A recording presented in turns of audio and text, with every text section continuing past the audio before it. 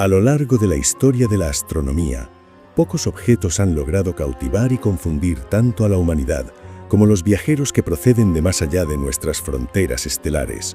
Estos mensajeros del vacío, compuestos de roca y hielo, suelen seguir patrones predecibles que refuerzan nuestra comprensión del universo y de la mecánica celeste tradicional. No obstante, cuando un cuerpo celeste decide ignorar las probabilidades estadísticas y comportarse de una manera que parece casi deliberada, la ciencia se ve obligada a detenerse y mirar. El objeto 3I-ATLS no es un simple cometa, es un rompecabezas de 14 piezas donde ninguna parece encajar cómodamente con las leyes de la geología espacial que conocemos.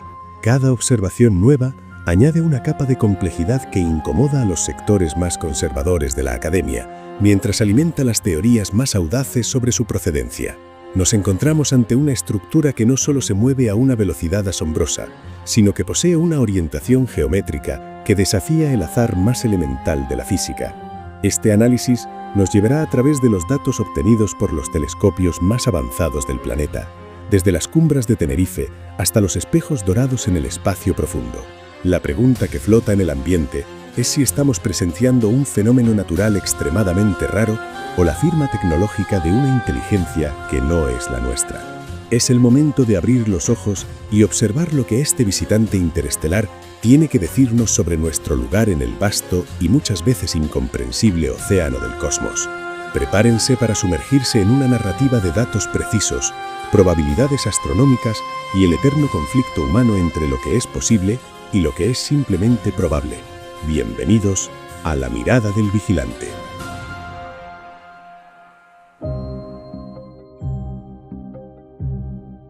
Si habéis seguido las actualizaciones sobre este misterioso objeto interestelar, sabréis que 3I-ATLS no ha dejado de protagonizar eventos estadísticamente improbables, y la observación más reciente ha sumado un nuevo enigma a una lista que ya resultaba inquietante.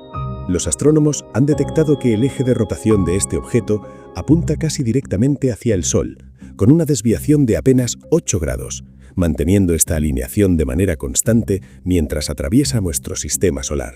Aunque en aislamiento esto podría parecer una coincidencia, los modelos matemáticos sugieren que la probabilidad de que tal alineación ocurra de forma puramente aleatoria es de 1 entre 40.000. Este dato ha comenzado a generar una profunda incomodidad en la comunidad científica, mientras algunos sectores insisten en que debemos mantener la calma y no tratar cada irregularidad como una prueba de algo extraordinario. Sin embargo, la realidad de las mediciones nos obliga a hablar de la geometría y de por qué este factor importa tanto en la búsqueda de una explicación natural. Entre julio y agosto de este año, utilizando el telescopio gemelo de 2 metros en Tenerife, se detectó un comportamiento inusual en el chorro de material que emana del objeto. Este chorro no apuntaba en una dirección fija, sino que cabeceaba en un patrón específico, precesando alrededor de un cono como si fuera un trompo perdiendo impulso. Lo fascinante es que este cono es extremadamente estrecho y la base del chorro parece estar desplazada por menos de 8 grados respecto al eje de rotación del propio núcleo. Estas observaciones, publicadas en la revista Astronomy and Astrophysics, ofrecen la primera medición directa de la procedencia de este chorro en relación con el giro del objeto. Lo que resulta geométricamente improbable es que el eje de rotación sobre el cual oscila el chorro no apunte hacia una dirección aleatoria del espacio, sino que esté fijado hacia nuestra estrella. A medida que 3I-ATLS completa su rotación cada 15 horas y media, la base del chorro permanece bloqueada en esa dirección, una alineación que se mantuvo tanto cuando el objeto se aproximaba desde miles de millones de kilómetros como después de rodear el Sol y dirigirse de nuevo hacia el espacio interestelar. Para comprender la extrañeza de este fenómeno, debemos recordar cómo funcionan normalmente los cometas. Cuando se acercan al Sol, el calor sublima el hielo atrapado en el núcleo, convirtiéndolo directamente en gas que escapa por grietas, creando chorros que empujan al objeto y forman su cola. En un cometa normal, la dirección de estos chorros depende de dónde se encuentren los depósitos de hielo y qué lado esté frente al Sol en cada momento. Generalmente, el eje de rotación se orienta al azar debido a miles de millones de años de interacciones gravitatorias.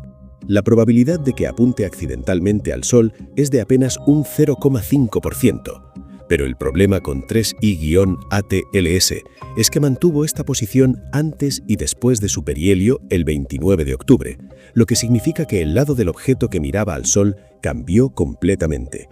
Para que ocurriera de forma natural, se necesitaría un depósito de hielo cerca de un polo de rotación que estuviera activo antes del perihelio y otro depósito completamente distinto en el polo opuesto que se activara después, ambos situados a menos de 8 grados de sus respectivos polos. La probabilidad de que estos dos eventos independientes coincidan es el cuadrado de la probabilidad individual, lo que nos regresa a esa cifra de 1 entre 40.000.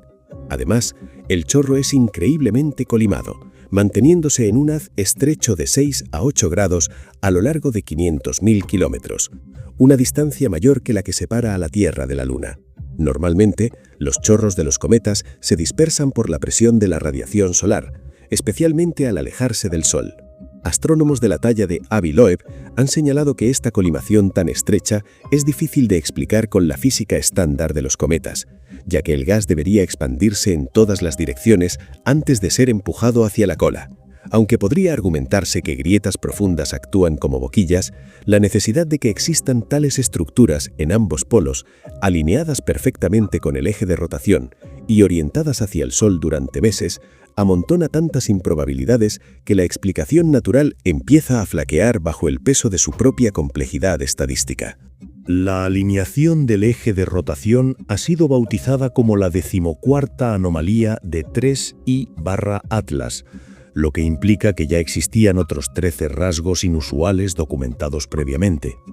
Entre ellos, destaca su trayectoria hiperbólica, que indica una velocidad tan alta que nunca regresará a nuestro sistema, y una relación inusual de níquel y hierro en su composición, con firmas que algunos han comparado con aleaciones industriales utilizadas en la construcción de naves espaciales, aunque esto último sigue siendo motivo de debate. También se han registrado variaciones de brillo consistentes con un núcleo irregular y rotatorio, junto con un color inusualmente rojo que sugiere una clase diferente de cuerpo congelado. El objeto presenta además un alto contenido de dióxido de carbono y carece de firmas moleculares que se esperarían en un cometa normal de los alcances exteriores de un sistema planetario. Todas estas características, aunque individualmente podrían no ser definitivas, colectivamente dibujan la imagen de un objeto que no encaja en el molde estándar. Avi Loeb sostiene que, al multiplicar las probabilidades de estas 14 anomalías, el resultado es tan minúsculo, aproximadamente 1 entre 4.000 millones, que resulta más razonable considerar que 3I/Atlas no es un objeto natural. Desde una perspectiva de ingeniería, la alineación del eje de rotación con el Sol es precisamente lo que se diseñaría para una nave que necesite una orientación térmica y energética constante. Mantener un lado siempre hacia el Sol simplifica la gestión del calor y la generación de energía mediante paneles solares, permitiendo colocar radiadores en el lado opuesto. Bajo esta óptica, el chorro podría interpretarse como el escape de un sistema de propulsión o un mecanismo de energía dirigida para limpiar el camino de polvo interestelar, aunque estas ideas plantean más preguntas que respuestas. Loeb argumenta que el método científico nos obliga a evaluar todas las posibilidades, recordando que muchos descubrimientos aceptados hoy, como los meteoritos o los agujeros negros, fueron inicialmente descartados por parecer imposibles.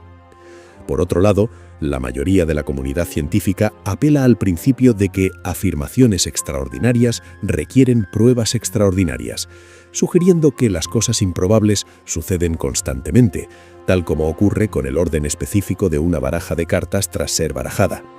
Argumentan que nuestra muestra de objetos interestelares es demasiado pequeña para conocer su distribución natural de propiedades y que procesos geológicos raros, como géiseres terrestres muy colimados, podrían explicar los chorros sin recurrir a tecnologías alienígenas. Además, señalan que proyectos como el Proyecto Galileo tienen un interés inherente en encontrar tecnología extraterrestre, lo que podría sesgar la interpretación de datos ambiguos. Sin embargo, la ciencia se nutre de este debate y pronto obtendremos más datos gracias a que 3I/Atlas se encuentra en su punto más cercano a la Tierra, permitiendo que telescopios como el Hubble y el James Webb capturen imágenes de alta resolución que podrían aclarar su estructura y composición.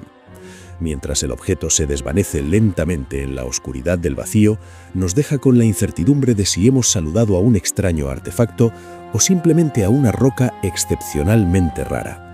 Esta búsqueda de respuestas no es solo un ejercicio técnico, sino un reflejo de nuestra propia naturaleza curiosa que se niega a aceptar el silencio del universo como una respuesta definitiva.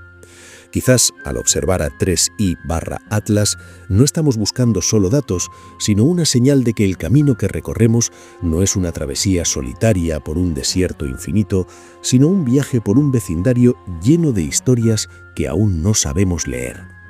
La verdadera profundidad del cosmos no reside en la distancia de sus estrellas, sino en la capacidad de los pequeños misterios para recordarnos lo mucho que nos queda por aprender y lo cerca que estamos a veces de lo imposible. Dicho todo esto, lo dejamos en este punto. No quisiera irme sin antes decirles, como siempre, ámense, quiéranse mucho y ante todo y sobre todo, sean muy felices. Hasta el próximo vídeo.